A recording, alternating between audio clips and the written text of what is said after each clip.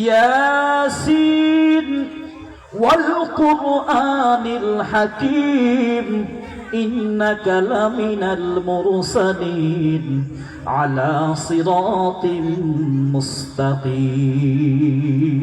আল্লাহু আকবার বলেন। বিশ্বনবী আমাদের সামনে দাঁড়িয়ে দাঁড়িয়ে কোরআনুল কারীম তেলাওয়াত শুরু করেছেন। তখন জামাদের ওই চোখ থেকে অস্ত্র ধরতে শুরু হয়েছে। নবীজি সাল্লাল্লাহু আলাইহি সাল্লাম যখন এই কোরআন তেলাওয়াত করেন, তখন বেঈমানেরা রাতের অন্ধকারে এসে ওই দরওয়াজায় কান লাগিয়ে লাগিয়ে আল্লাহ রাসূলের কোরআন তেলাওয়াত তারা শুনতে থাকে।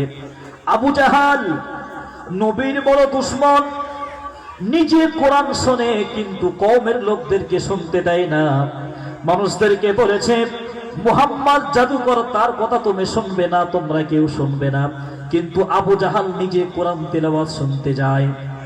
আবু জাহাল মনে মনে করছে মুহাম্মাদের এই জাদু মন্ত্র বন্ধ করার জন্য বড় মাপের একজন জাদুকরের প্রয়োজন হবে, যেই জাদুকর দিয়ে মুহাম্মদকে আমি জাদু বন্ধ করতে পারবো। সুতরাং ইয়ামান দেশ থেকে বড় একটা জাদুকর ভাড়া করে নিয়ে এসেছে। ওই জাদুকরের নাম হলো জামাত। ওই জাদুকরের নাম হলো জামাত। জামাত নামক জাদুকরকে ভাড়া করে নিয়ে আসলো মুহাম্মাদের জাদু মন্ত্র বন্ধ করার জন্য। ভাইরা আমার, যখন ইয়ামান দেশ থেকে ওই জামাত নামের জাদুকরকে ভাড়া করা হলো, হঠাৎ করে একদিন আবু জাহাল মুহাম্মদকে ডাকতে পাঠিয়েছে, মুহাম্মদকে ডেকে নিয়ে এসো আমার বাড়িতে। হঠাৎ করে যখন একজন বলছে মুহাম্মদ রে, আবু জাহাল তোমাকে ডাকতে পাঠিয়েছে আবু জাহালের বাড়িতে, তখন মুহাম্মদ মনে মনে করছেন হয়তোবা আমার চাচা এবার ঈমান নিয়ে আসবে আমার উপরে, এজন্য করে হয়তো আমাকে ডাকতে পাঠিয়েছে। মুহাম্মদ বড় খুশি মনে আবু জাহালের বাড়িতে রওনা দিয়েছেন। আস্তে আস্তে গুটি গুটি পায় যখন মুহাম্মদ আবু জাহালের বাড়ির দিকে যাচ্ছেন, ওই যে জামাত নামের যে জাদুকরকে একটি চেয়ারের উপরে বসিয়ে রেখেছে আবু জাহাল। জামাত ওই চেয়ারের উপরে বসে আছে। বসে বসে দূর থেকে যখন দেখতে পাচ্ছে ওই যে মুহাম্মদ আসছে, যখন ওই জামাতের নজর যখন মুহাম্মাদের উপরে পড়েছে, তখন জামাত একবার যেন বসে আর একবার যেন উঠতে শুরু করেছে। তার অন্তরে এমন একটা ভয় শুরু হয়ে গিয়েছে। আবু জাহাল বলছে কি ব্যাপার জামাত, তুমি এমন করো, উঠছো আর বসছো কেন, কি হয়ে গিয়েছে তোমার?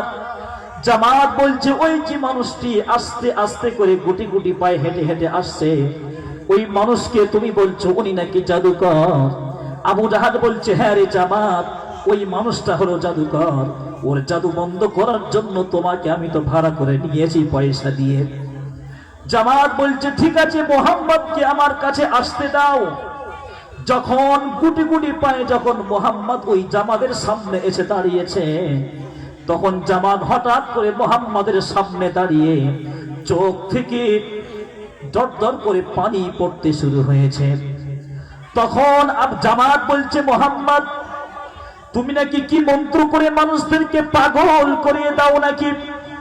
তখন মুহাম্মদ বলছে না রে জামাত, আমি কোন জাদুকর নয়, আমি কোরআনুল কারীম আল্লাহ পাক আমাদের উপরে অবতীর্ণ করেছেন, ওই কোরআনুল কারীম আমি তেলাওয়াত করতে থাকি আর মানুষরা যেমন আকর্ষণের মতো আমার দিকে টান দিয়ে আসে।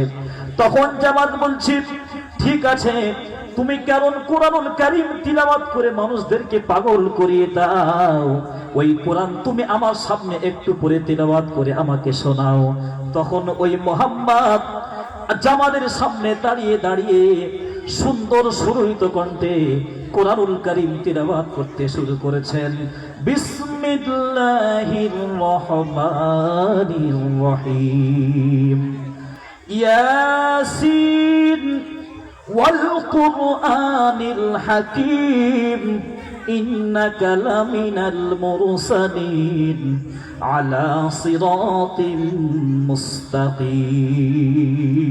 আল্লাহু আকবার বলেন।